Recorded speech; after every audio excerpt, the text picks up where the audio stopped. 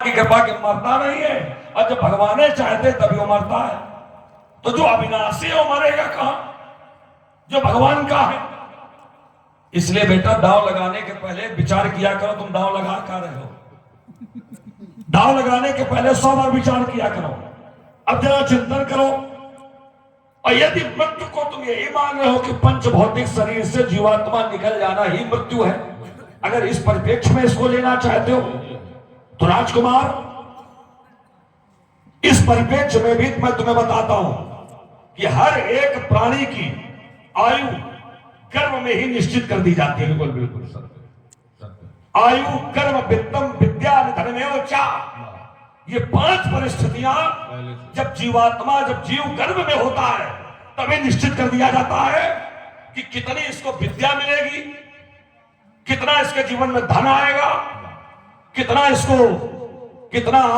इसकी आयु होगी, और इसके कर्म कैसे होंगे, ये सब गर्भ में ही निश्चित कर दिया जाता है। लेकिन संसार में आने के बाद अभिवादन शीलस नित्योप सेवना तस्वाश्चत्र वर्धनते आयुर्विद्या यशो बलम। लेकिन संसार में आने के बाद जब उसके कर्म होते हैं तो उन कर्म परिस्थितियों को देख करके उसमें परिवर्तन हो जाता है, परिवर्तन किया जाता है। तो राजकुमार, संसार में सब भगवान के ही है, सबको भगवान ने ही भेजा है। इस संसार में ऐसा कोई नहीं है जो बिना भगवान के यहां आ गया हो, क्योंकि भगवान की यदि कृपा नहीं होगी तो सांस नहीं ले पाओगे, बोलना तो बहुत दूर की बात है।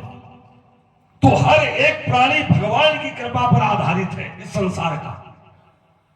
लेकिन यदि उसमें परिवर्तन प्रकृति से होता है तो उस प्रकृति परिवर्तन को भगवान का परिवर्तन माना जाता है, और जब उसमें परिवर्तन कृत्रिम हो जाता है तो उसको भगवान का परिवर्तन ना मान करके संसार के द्वारा परिवर्तित माना जाता है।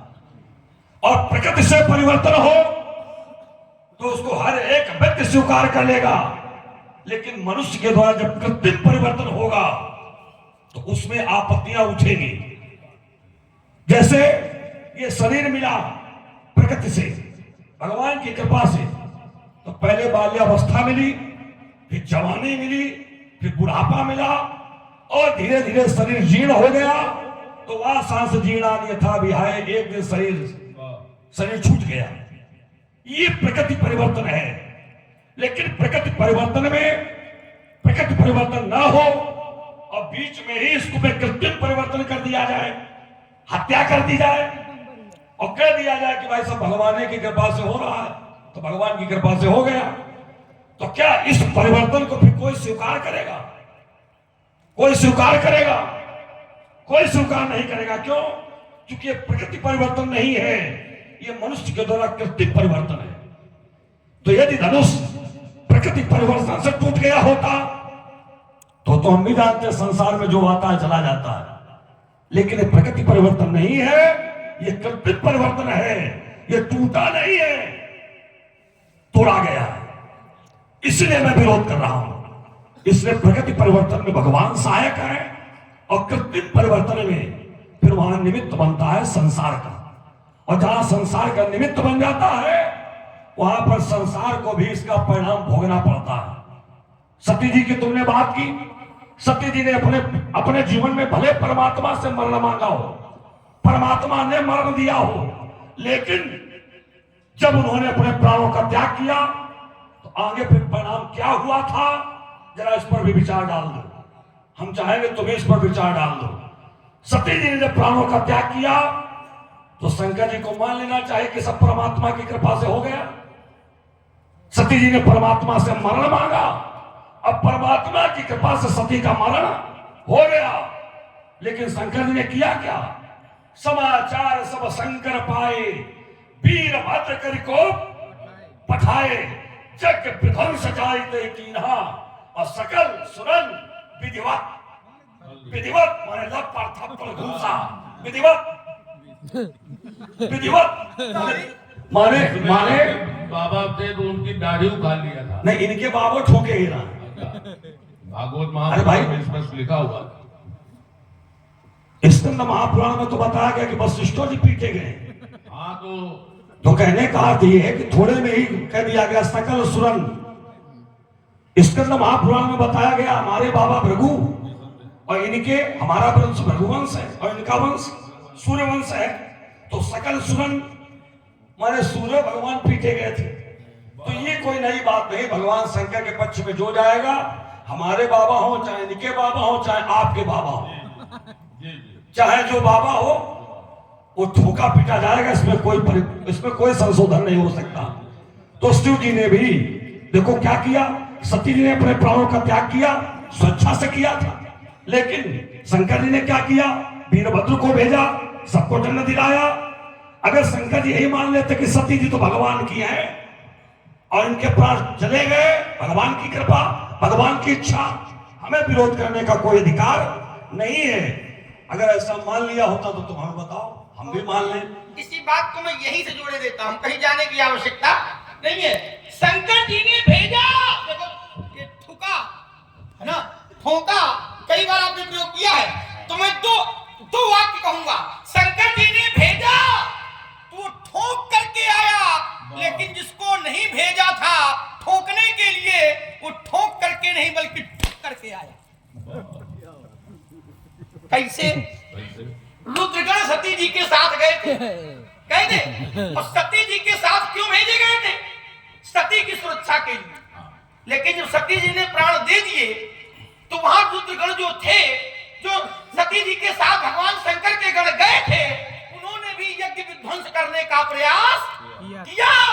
लेकिन शंकर जी की आज्ञा उनके साथ विध्वंस करने की नहीं थी। तो क्या विध्वंस कर ही पाए? रक्षा कीन मुनि। ध्यान देना, भोले बाबा ने अगर आपको भेजा है तो आप ठोक के जाओगे, और अगर अपने मन से कर ही रहे हो तो ठोक के थोड़ी जाओगे। इतना हल्का कर दिया तुमने, इतना हल्का कर दिया, क्या बताया तुमने, इतना हल्का। हमने तो कहा नहीं है, हमने भी नहीं कहा महाराज। भाई अगर भेजा है, देखिए, और उसको ऐसे जोड़ लिया जाए, कहीं भी जाने की आवश्यकता नहीं है। गुरुदेव जिसके साथ हैं, भगवान जिसके साथ हैं, ब्राह्मण जिसके साथ हैं, संत जिसके साथ हैं, अगर साथ रह करके वो कार्य कर रहा है तो फिर वो कुछ भी करेगा। क्यों? क्योंकि एक सिद्धांत है, कवच अभेद विप्र गुरु पूजा, और यही सम विजय उपाय न दूजा। तोड़ने तो बहुत गए, लेकिन किसी को गुरुदेव की आज्ञा नहीं थी तो दिलभर नहीं हिला पाए। लेकिन जिसको गुरुदेव की आज्ञा प्राप्त हो गई तो अति लांघा उठाए धुंधलीना।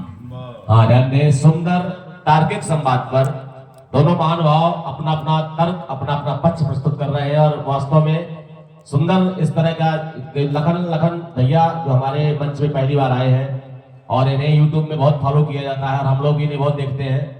और त्रिभुवन जी को कहना है कि शानदार जोड़ी इस समय हमारे मंच में है, और हनुमान जी की कृपा है कि बड़ी मुश्किल में हम लखन भैया को यहाँ पे ला पाए हैं, बहुत प्रयास से ला पाए हैं। और हमारा सौभाग्य है कि इस वर्ष की जोड़ी हमें देखने को मिल रही है।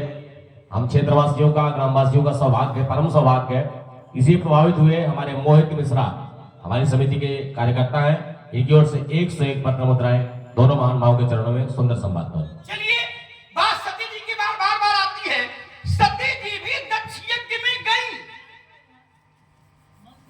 लेकिन ईमानदारी से विचार किया जाए, क्या शंकर जी की सहमति थी कि तुम वहां जाओ? नहीं थी। शंकर जी की सहमति के बिना गई थी। शंकर जी ने कहा कि एक बार ये जो यज्ञ हो रहा है, ये हो तो रहा है, लेकिन एक बात अच्छी नहीं है कि हमको बुलाया नहीं गया। तो सती जी ने तर्क दिया शिव महापुराण के अनुसार। ये तो मानस के अनुसार शंकर जी ने कहा, लेकिन शिव महापुराण के अनुसार सती जी ने तर्क दिया कि माता पिता प्रभु और गुरु के यहाँ प्रभु तो बिना बुलाए चले जाना चाहिए। तो अगर नहीं बुलाया है, चलो बिना बुलाए जाते हैं। तो शंकर जी ने कहा तुम्हारी बात बिल्कुल सही है, बिना बुलाए चले जाना चाहिए, लेकिन तदप विरोध मान जहाँ कोई, तो तहाँ गए कल्याण न होई। बिना बुलाए जा सकते थे, लेकिन वो यज्ञ विरोध में हो रहा है, लेकिन सती जी फिर भी शंकर जी की बात को नहीं मानी। जब नहीं मानी तो मेरा विश्वास कहता है सती जी अगर शंकर जी की मान गई होती तो सती जी बच गई होती, और अगर आपो भोले बाबा से पूछ के आए होते तो फिर विरोध न करते। क्यों? एक